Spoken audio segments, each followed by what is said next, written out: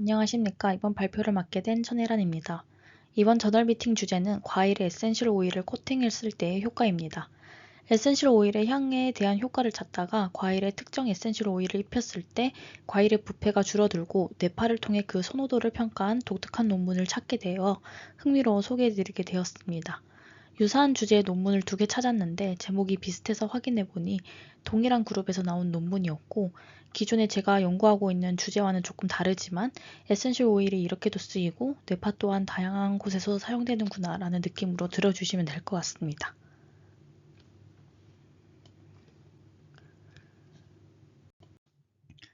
첫 번째 논문은 저널 오브 푸드 사이언스 앤 테크놀로지의 2021년 4월에 게재된 논문으로 해당 저널의 임팩트 팩터는 2.6입니다. 해당 논문은 바나나에 텐저린 오일이 혼합되었을 때 바나나의 품질과 소비자의 뇌 반응을 확인하고자 하였습니다. 인트로의 첫 번째 문단에서는 본 연구에서 사용한 바나나 품종에 대해서 설명하고 있습니다.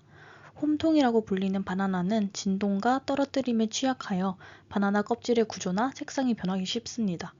또한 보관 중 온도가 낮은 경우에도 갈변할 수 있으며 이러한 물리적, 화학적 요인은 부패와 미생물 감염으로 이어질 수 있습니다. 따라서 부패와 미생물 감염을 줄이고 1년 내내 가용성을 높이기 위해 수확 후 보존에 대한 개입이 필요합니다. 두 번째 문단에서는 본 연구에서 사용한 텐저린 오일에 대한 내용으로, 텐저린 오일과 같은 에센셜 오일의 증기는 미생물의 구조적 손상을 일으키고 미생물 활동을 방해하여 항균 효과를 발휘할 수 있다고 합니다. 또한 에센셜 오일은 풍미를 강화하는 데 유용하거나 과일 표면을 코팅하는 데 사용할 수 있습니다. 세 번째 문단에서는 식품 및 과일 개발을 위한 소비자의 무의식적 뇌 반응 테스트를 위해 사용된 뇌파와 본 연구의 목적에 대해 설명하고 있습니다. 후각과 감정은 두정력과 후두엽 부분의 알파 및 베타 어시메트리를 통해 반영되며, 알파파는 신체적, 정신적으로 편안한 상태를 나타내는 반면 베타파는 일반적으로 경계하고 의식이 있는 상태를 나타냅니다. 또한 뇌파 데이터와 소비자 애티튜드 간의 상관관계는 휴식 상태의 후두엽 알파 베타 어시메트리와 이 쾌락 점수와의 상관관계를 통해 뇌파가 쾌락적 가치 평가와 관련된 음식에 대한 소비자의 선호도를 평가하는 데 사용될 수 있음을 증명했습니다. 따라서 이 연구의 목적은 냉장 보관 시스템에서 이 홈통 바나나의 수확 후 품질에 텐저린 오일과 바나나 향을 적용하는 것을 조사하고 뇌파를 사용하여 바나나 향에 대한 소비자 반응을 평가하고자 했습니다. 따라서 이번 논문에는 곰팡이 균과 텐저린 오일, 바나나 플레이버, 그리고 바나나 과일이 필요합니다. 곰팡이 균과 바나나 과일은 각각 일정 조건에서 배양 및 보관되었습니다. 에센셜 오일 코팅의 효과를 확인하기 위해 다양한 검사가 진행되었는데요. 첫 번째로는 MEA를 이용한 곰팡이 검사입니다. MEA는 몰트 익스트랙트 어걸의 약자로 메가 추출물 한천 배지를 의미하며 효모와 곰팡이 등의 미생물 배양에 사용된다고 합니다. 이 검사는 MEA에 곰팡이 균을 넣은 다음 텐저린 오일과 바나나 플레이버 혼합물을 넣고 25도에서 7일 동안 보관하였으며 곰팡이 균의 성장을 매일 측정했습니다. 다음은 텐저린 오일과 바나나 플레이버 처리 후 저장된 바나나의 센서리 분석으로 사람이 직접 호불호 정도를 평가하는 방식으로 진행됩니다. 먼저 최적의 텐저린 오일과 바나나 플레이버 비율을 확인하기 위해 서로 다른 양의 텐저린 오일과 바나나 플레이버를 준비하여 홈통 바나나가 들어있는 상자에 넣었습니다. 테스트에는 에센셜 오일 알레르기가 없는 70명의 패널이 참여하였고 각자 냄새를 맡고 선호하는 비율을 선택했습니다. 또한 바나나 과일과 코팅된 향이 얼마나 일치하는지에 대해서도 평가하였습니다. 다음으로 텐저린 오일과 바나나 플레이버의 비율을 25대 50, 그리고 25대 75 마이크로리터로 처리한 바나나 샘플 또는 텐저린 오일과 바나나 플레이버가 없는 대조군을 선택하여 85명의 패널에게 그 수용 점수를 매기도록 하였습니다. 색상, 외관, 냄새, 풍미, 질감을 포함한 전반적인 속성에 대해 매우 좋아함에서 매우 싫어함까지의 9점 쾌락 척도를 사용하여 평가했습니다. 여기서 사용한 텐저린 오일과 바나나 플레이버의 비율은 바로 직전의 평가를 통해 결정되었습니다. 다음은 바나나의 품질에 대한 평가로 사람을 통한 평가가 아닌 정량적 평가를 수행하였다고 보시면 됩니다. 사용한 텐저린 오일과 바나나 플레이버의 비율은 25대 50이었고, 이는 바나나의 센서리 분석을 기반으로 선택되었습니다. 그런 다음 처리한 바나나와 대조군을 상자에 넣고 4주 동안 보관하였으며, 바나나의 품질은 4주 동안 매주 측정하였습니다. 품질 평가에는 다양한 지표가 사용되었는데요. 먼저 바나나 표면의 곰팡이 발생률은 부패 없음의 0점부터 과일 표면의 75%에서 100%가 부패한 4점으로 평가되었습니다. 색상은 크게 밝기, 녹색, 빨간색, 노란색, 파란색의 정도를 색차계라고 불리는 컬러리 미터를 통해 평가하였습니다. 바나나의 단단함과 pH는 질감 분석기와 pH 미터를 통해 평가되었고, 바나나 주스를 추출하여 적정 산도를 의미하는 TA와 바나나 주스의 가용성 고형물인 TSS를 평가하였습니다. 마지막으로 뇌파를 이용하여 바나나에 대한 뇌 반응을 확인하고자 하였습니다. 실험에는 20에서 45세의 피험자 10명이 참여하였고, 25 마이크로리터의 텐저린 오일, 그리고 50 마이크로리터의 바나나 플레이버를 처리한 바나나 샘플에 대한 후각 반응을 테스트하였습니다. 실험을 눈을 감고 있는 베이스라인 이후 바나나 샘플의 냄새를 맡고, 먹고, 삼키고 그 이후 5분 동안 있는 순서로 진행되었으며, 여기서 마우싱과 추잉의 차이에 대해서는 자세한 설명이 없었습니다. 하지만 제가 생각하기에 마우싱은 베어 무는 것을 의미하고, 추잉은 씹어 먹는 걸 의미하는 것 같았지만, 이 베어 무는 걸 2분 동안 반복할 수 있을까에 대한 의문은 좀 있었습니다. 뇌파는 21개의 전극을 통해 측정되었고, 측정된 뇌파는 커리7 프로그램을 통해 아티팩트를 제거하고 슬로우 패스트 알파, 그리고 로우 미드 하이 베타 주파수 대역에 FFT를 수행하여 파워 값을 추출하였습니다. 먼저 최적의 텐저린 오일과 바나나 플레이버의 비율을 찾기 위한 센서리 분석 결과입니다. 텐저린 오일과 바나나 플레이버는 각각 3개의 비율을 사용하였고, 결과에 따르면 이 25 마이크로 텐저린 오일과 50 마이크로리터 바나나 플레이버가 가장 높은 수치를 보였고, 그 다음이 25 마이크로 텐저린 오일과 75 마이크로 리터 바나나 플레이버였습니다.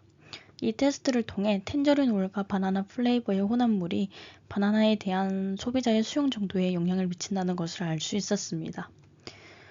또한 적은 양의 바나나 플레이버와 혼합하려면 많은 양의 텐저린 오일이 필요했고, 그 반대의 경우도 마찬가지였다는 것을 확인할 수 있었습니다. 이 9점 척도의 수용 점수 결과는 가장 선호도가 높았던 25 마이크로리터의 텐저린 오일과 50 마이크로리터의 바나나 플레이버, 그리고 25의 텐저린 오일과 75 마이크로리터의 이 바나나 플레이버에 대해 분석하였습니다. 색상, 외관, 풍미, 질감 및 전반적인 바나나 속성에 대해서는 두 그룹 간 유의미한 차이가 없었습니다.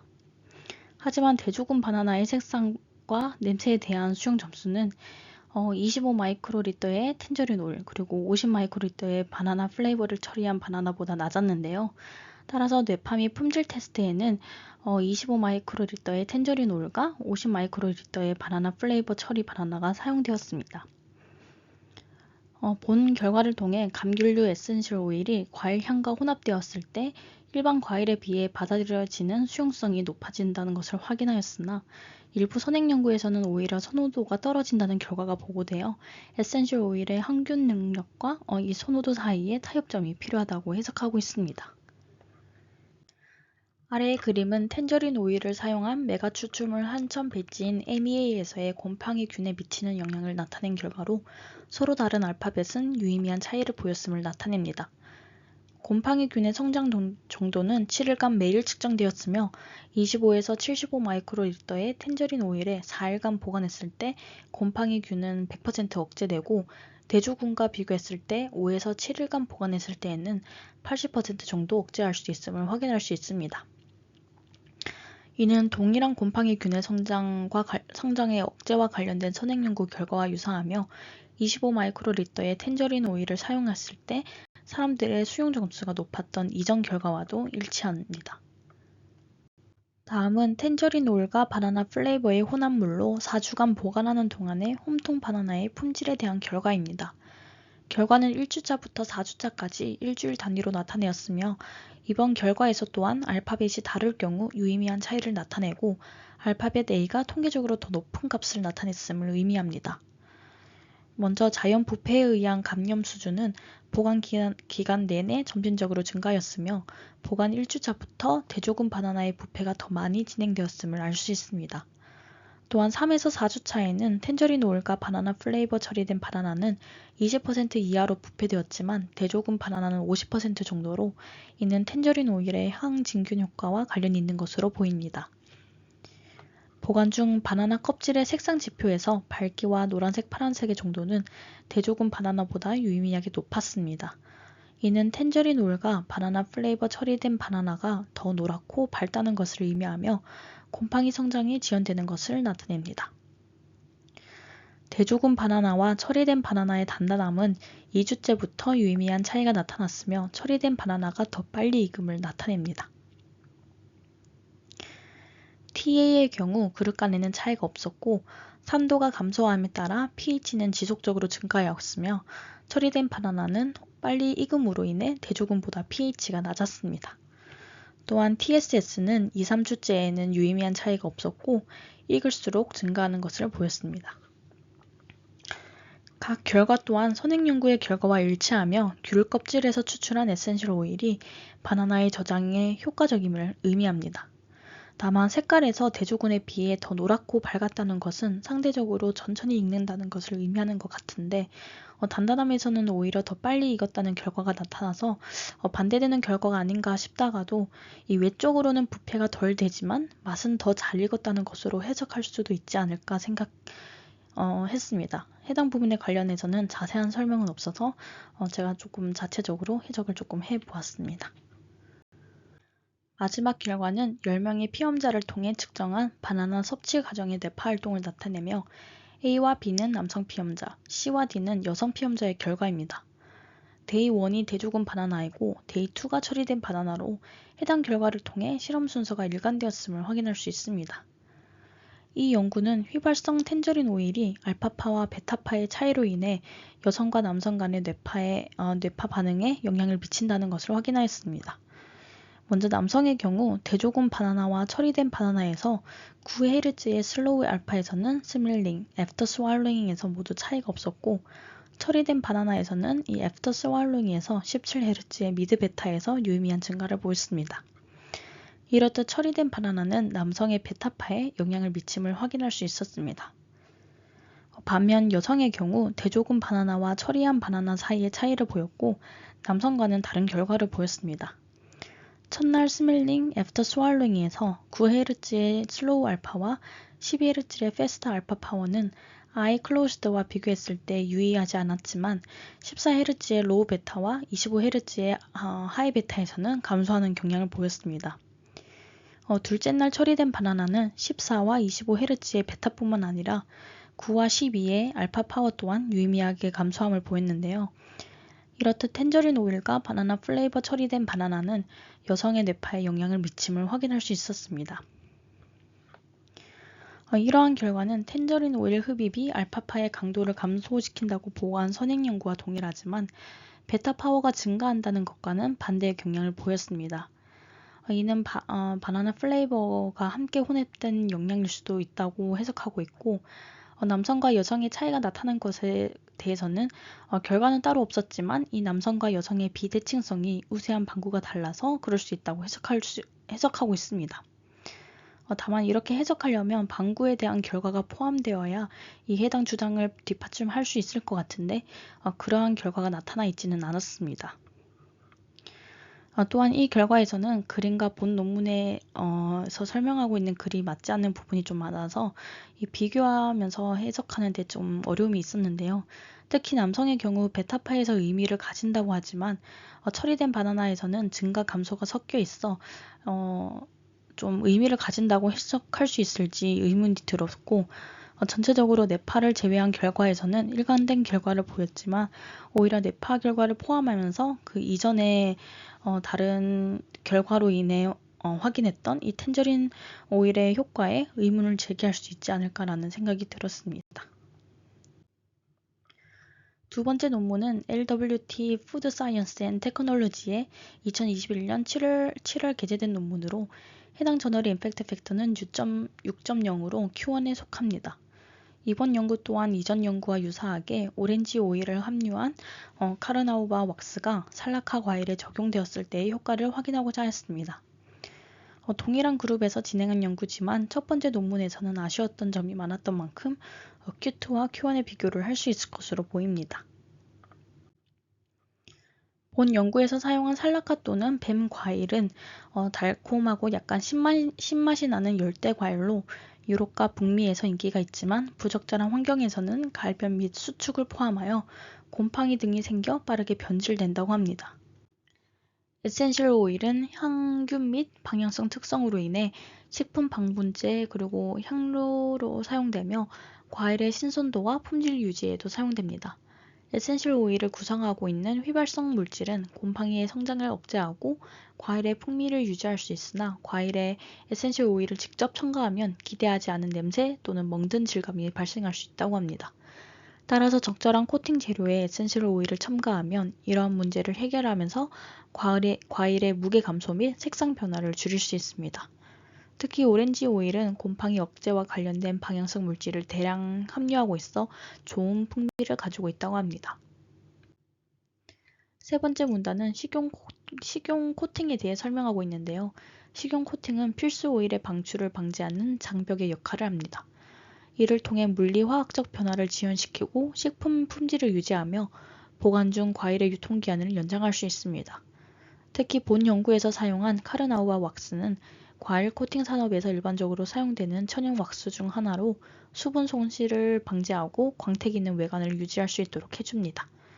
결과적으로 에센셜 오일은 이러한 코팅 재료와 함께 널리 사용되며 항균 특성을 제공하고 품질을 유지하며 과일에 대한 소비자의 선호도를 향상시킨다고 합니다.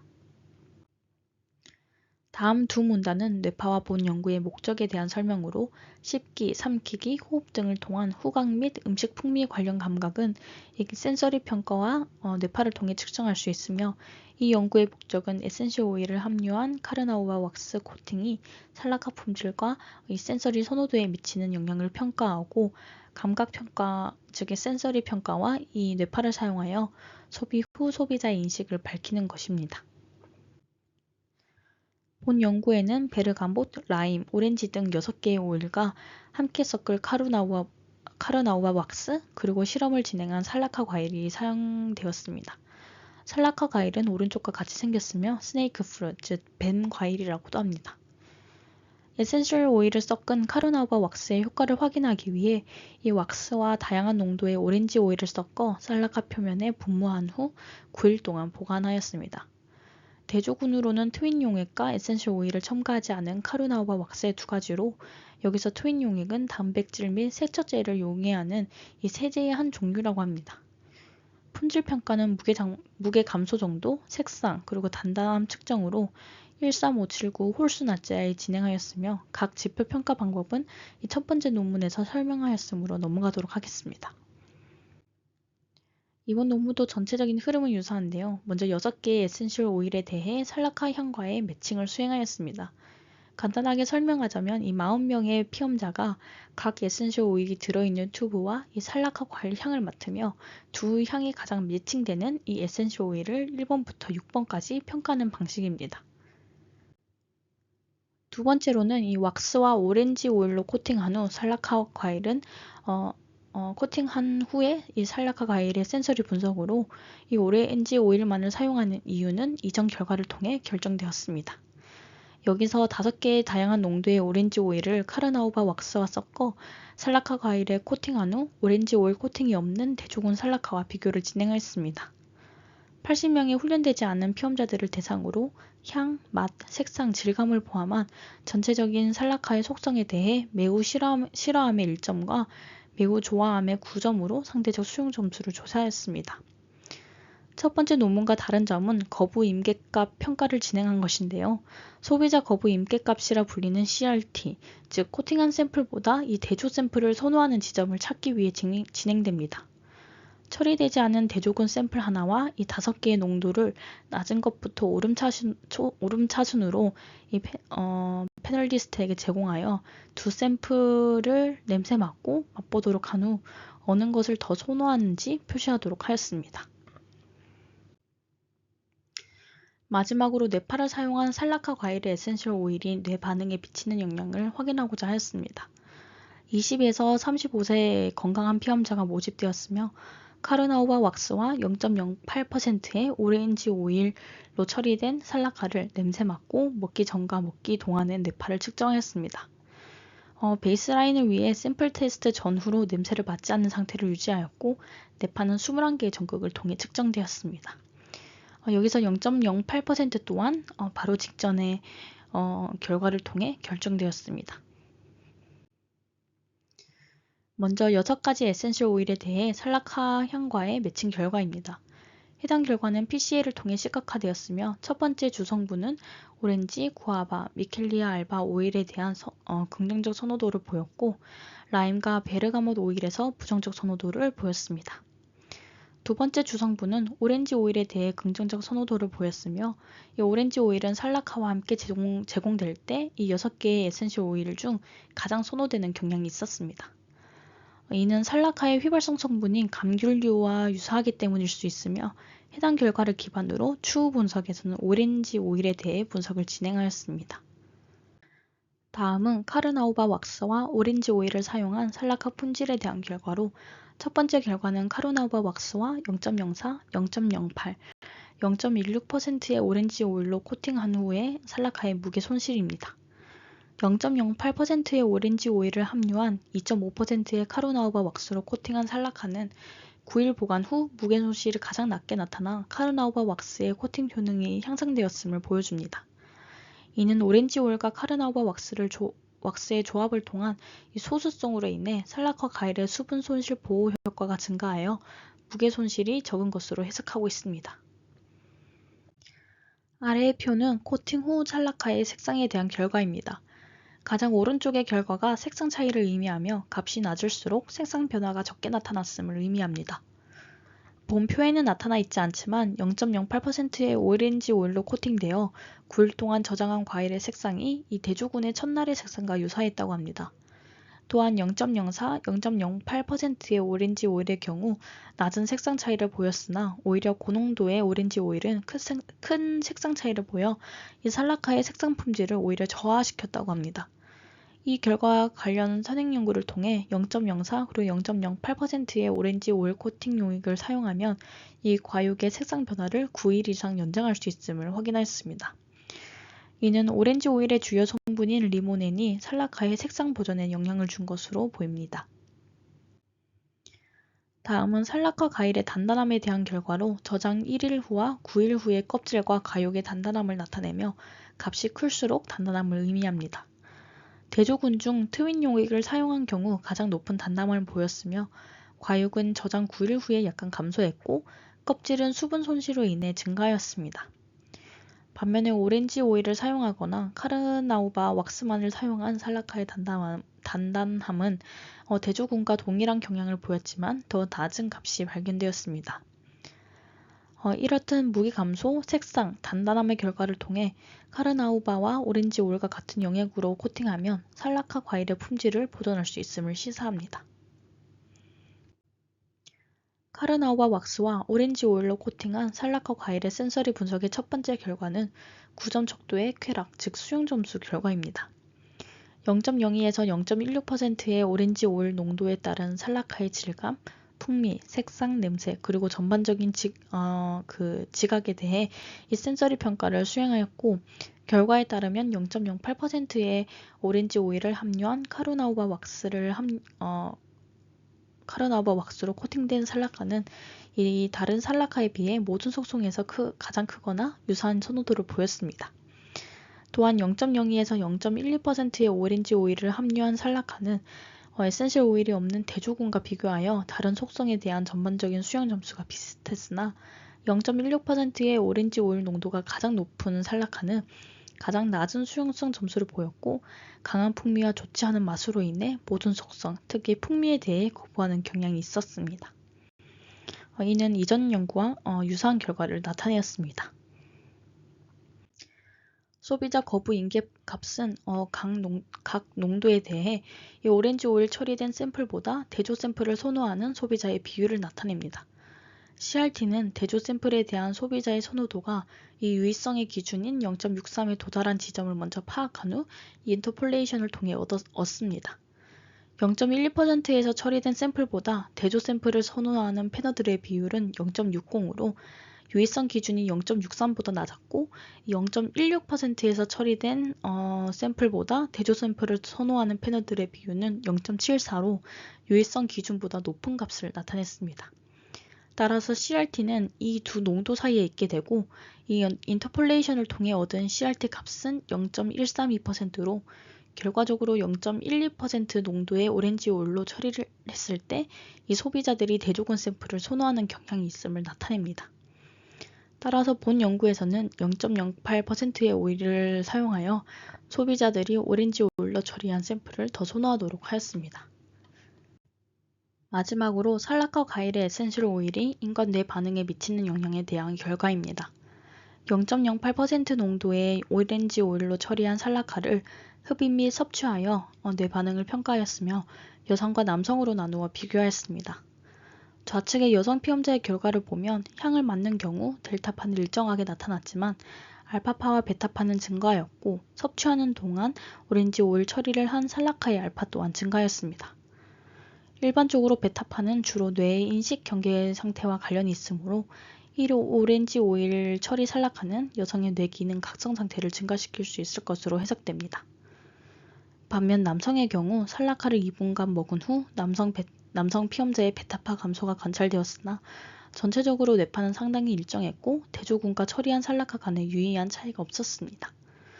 이러한 결과는 오렌지 오일로 처리한 살라카가 성별 간의 다른 뇌파 변화를 유도한다는 것을 나타냈습니다. 이는 여성이 남성보다 후각이 더 뛰어나며 결과적으로 여성이 이 오렌지 오일 처리의 존재를 더 인지할 가능성이 더 높았고 이는 남성에 비해 활발한 뇌 반응과 행동을 자극한 것으로 해석하고 있습니다. 이번 저널 미팅에서는 에센셜 오일을 과일에 입혔을 때의 효과를 뇌파를 통해 확인한 논문을 소개해 드렸습니다. 처음에 이 논문을 찾게 된 것은 에센셜 오일의 향에 따른 뇌파의 변화를 확인한 논문을 찾다가 주제가 독특하여 흥미로워 선택하게 되었는데요. 에센셜 오일을 향을 입힌 과일의 냄새를 맡거나 섭취하였을 때의 뇌파를 관찰하긴 했지만 전체적으로 뇌파가 주 결과라기보다는 약간 뒷받침하는 느낌이 강했고 그마저도 해석이 좀 명확하지 않아 이해하는 데는 조금 어려움이 있었습니다.